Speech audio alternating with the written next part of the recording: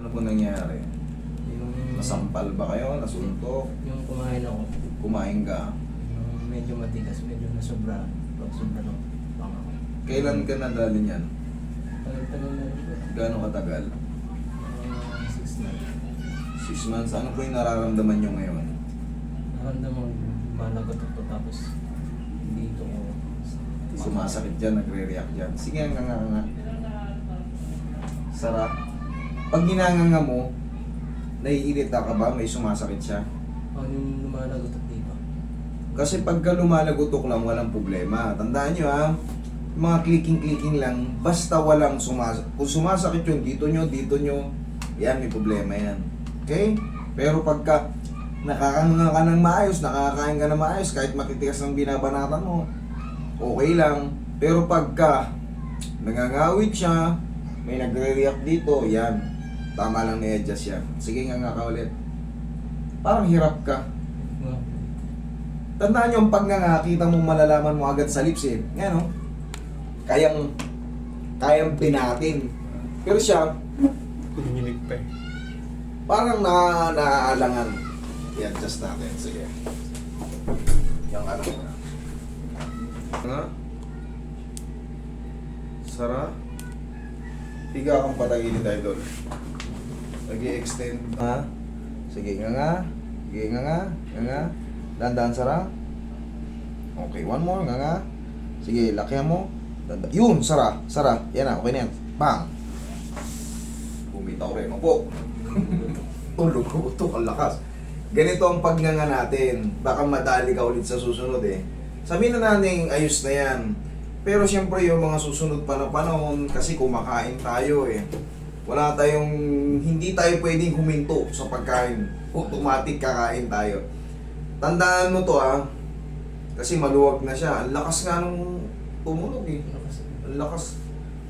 Ganito. Pagkakain ka, kunyari, binigyan ka ng pagkain. Oh, tol, kain ka na. Hindi yung, uy, kain ka kagad. Hindi, ganun tayo. Tingnan mo ko. Warm up muna. Tapos, ang tamang hikab natin ganito. Okay, kahit malaki. Huwag na to. Ito lang, oh. Baba na. Okay, lakay mo. Okay, lakay mo. Ilubog. Wait lang. Tingnan mo ako. Baka hindi. Hindi mo na kailangan ganito lang, oh. Okay. Okay, nga. Yan! Yan ang tamang paghikab para hindi siya mag-extend out yung condyle natin left or right. Ay, right man or left. Kasi pag yan, yung mandible natin, lumalabas yan sa yung condyle natin, lumalabas na yan sa mandible. Ngayon, siyempre, araw-araw nga rin po kumakain. Tulad yan, 6 months na. Kasi wala tayong choice kundi kakain talaga tayo. Kahit pinakamalambot na mamon, pagkain pa rin yun. Napupudpud siya. Napupudpud. So, pag napupudpud, lalong lumuluwag. Pero mapoprotektahan mo yan sa tulong ng ganito. Okay, tapos, sige, normal lang muna nangangaon. Sara. May masakit? Wala. Wala na sir. Wala na.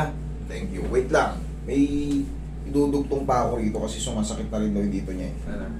Lamutan mo lang. Yan. So pa. Okay, wait lang.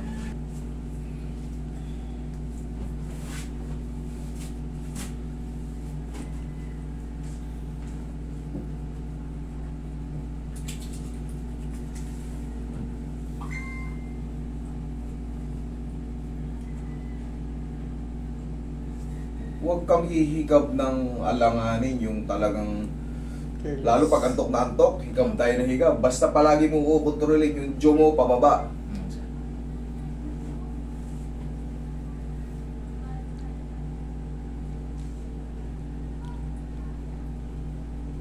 Ang laki ng umiwas, naramdaman mo yun? Lakas na eh. Lakas. Hindi siya tumunog ng malakas pero ramdam na ramdam namin parehas gumalaw yung panga niya. Nakaano talaga, nakagano. Yes eh. Pagtulak ko nung gano'n, parang tornilyong sumot sa butas eh. Kaya na? Sir. Basta, ito ha. Pertikin natin dito pa lang. Kahit humikab ka ng, yan, basta ganyan ang hikab natin ha. Tandaan mo yan ha. Okay? Thank you. Salamat, sir.